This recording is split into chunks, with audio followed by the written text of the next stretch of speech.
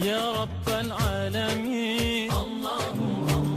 کبیرہ گناہ کرنے والا جہنم میں جائے گا، معاف کر دو، اس کا قانون، اس کی رحمت ہے۔ یہ آخری انسان جہنم سے نکلے گا، آخری سب سے زیادہ سزا کاٹ کے نکلے گا۔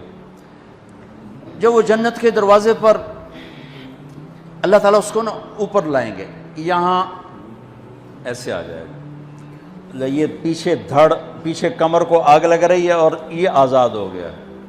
اب اللہ اسے دل لگی فرمائیں گے، اس کو ایک درجہ دکھائیں گے،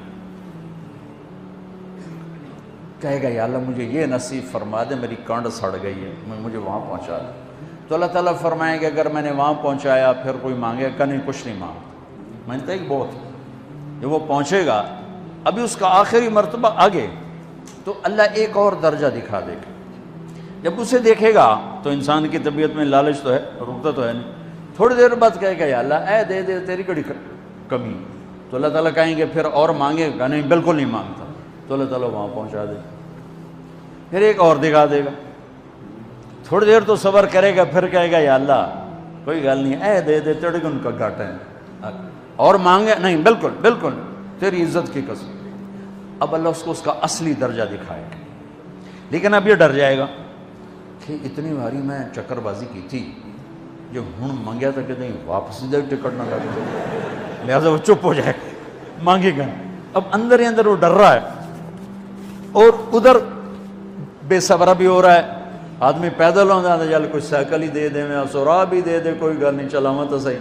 جب سائیکل آتا ہے تو کوئی موٹر سائیکل گزرتا اللہ صحیح ہے، کوئی موٹر سائیکل دے دے، میں ہمیں سزوکی ہوئے وہ تو دے۔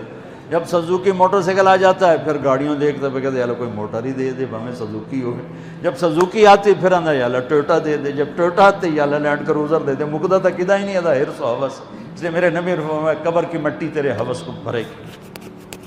جو وہ چوتھا درجہ نظر آئے گا نا، جو اس کا اصل ٹھکانہ ہے، اب ڈرے گا کہ کہیں ریورس نہ ہو جاؤں۔ اب اللہ کہے گا میرے بندے اللہ تسأل، مانگتے نہیں ہو، مانگتے نہیں ہو۔ کہے گا یا اللہ اب مجھے ڈر لگتا ہے کہیں تو مجھے پیچھے ہی نہ ہٹا دے۔ تو اللہ تعالیٰ فرمائیں گے اچھا یہ بتا، میں آپ کو بتا رہا تھا کہ لا الہ الا اللہ پاسپورٹ ہے، محمد الرسول اللہ ویزا ہے۔ کس ملک کا ویزا ہے؟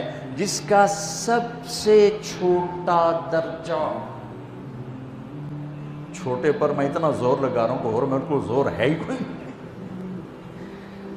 اب وہ بتانے لگا ہوں، اب اللہ اسے کہے گا اچھا میرا بندہ یہ تو بتا، میں نے جس دن دنیا بنائی تھی اس دن سے لے کر جس دن ختم کی تھی اس کا 10 گنا کر کے تمہیں دے دوں، راضی ہو؟ 10 گنا اس دھرتی کا، آج کا نہیں، دنیا کے پیدا ہوئے سائنسدان کہتے ہیں 25 سے 30 ارب سال ہے، ٹھیک، اور پتہ نہیں آگے کب چلے گی، خیر ہن پیچھے تھوڑا ہی کام رہ گیا، تو 10 گنا دے دوں؟ وہ اس کو یقین نہیں آئے گا، بے یقینی میں کہے گا یا اللہ ربو کے ہاسا کیتی جانا میرے نال ہاستا نہ کر۔ تو اللہ کہے گا میں ہاسا نہیں کر رہا، میں سچی کر، چل اب یہ داخل ہوگا، اور جب دروازہ کھولے گا اور نوکر کو دیکھے گا تو یوں سر جھکائے گا، وہ کہے گا میرے آقا کیا ہوا؟ کہے گا تم فرشتے نہیں؟ کہ نہیں میں تو آپ کا نوکر ہوں، اور میرے جیسے 80,000 نوکر ہیں آپ۔ تھوڑی دور چلے گا تو ایک نور کی چمک اٹھے گی، تو سجدے میں سر اپنے آپ کو سجدے میں گرائے گا، وہ پھر کہے گا میرے آقا یہ آپ کیا کر رہے ہیں؟ وہ کہے گا یہ سامنے جو نور ہے یہ میرے اللہ کا نور ہے، میں اللہ کو سجدہ کر رہا ہوں۔ کہے گا یہ آپ کے اللہ کا نور نہیں ہے، یہ آپ کے گھر کی روشنی ہے، لائٹنگ۔ آگے چلے گا تو قالین آ جائے گا، اس قالین پر کتنا چلنے کا ہے یہ زمانہ؟ 40 سال چلتا جائے گا تو تب جا کے وہ قالین ختم ہوگا۔ 40 سال دنیا کے، وہاں تو 4 سیکنڈ میں اسے طے کرے گا۔ 40 سال لمبی کارپیٹنگ۔ نوابہ بہاولپور نے انڈیا سے بزرگ کو بلوایا تھا تو ان کے لیے کارپیٹنگ کی تھی، اسٹیشن سے لے کر محل تک، تو سارے ہندوستان میں غلغلہ مچ گیا، شور مچ گیا کہ نواب بہاولپور نے اتنا 4 میل لمبا قالین بچھا دیا۔ ادنا جو سب سے آخری لتر لتر کھا کے جنت میں جائے گا، اس کی کارپیٹنگ 40 سال، آگے 80,000 نوکر، میں آیا ہوں تو یہ پھول لے کے کھڑے ہوئے تھے، وہ سارے پھول لے کے کھڑے ہوں گے اور کہیں گے اما آن لسیدنا ان نزورہ، ارے ہمارے آقا سارے جنتی جنت میں چلے گئے، آپ کدھر رہ گئے؟ ہم تو حضرت سکنے پہ گئے، وہ کہ شکر کرو میں آ گیا جب میں نے بڑے لتر پہ، بڑی دھلائی ہوئی جو میری، تو ہم کیا پتہ تیرے کی فرشتیاں مار مار تباہی پھیر چھڑ، 80,000 نوکر، کوئی تنخواہ ان کے ذمہ نہیں، سب اللہ پر پوری کرے گا، کھلانا پلانا سب اللہ کے ذمہ، پہنانا سب اللہ کے ذمہ۔ ہاں تمہیں پتہ ہے جنت میں قد کیا ہے؟ 130 فٹ، 130 فٹ۔ آدم علیہ السلام کو اللہ نے 130 فٹ کی ہائٹ پہ بنایا تھا، ہماری اماں جان بھی 130 فٹ کی تھی۔ یہ بات تو شاید آپ سب کو پتہ ہے کہ یوسف علیہ السلام دنیا میں سب سے خوبصورت مرد آئے، یہ بات شاید بہت سوں کو پتہ نہ ہو کہ اس کائنات کی سب سے خوبصورت عورت حضرت حوا ہے، حضرت حوا سب سے حسین عورت، وہ بھی 130 فٹ کی تھی۔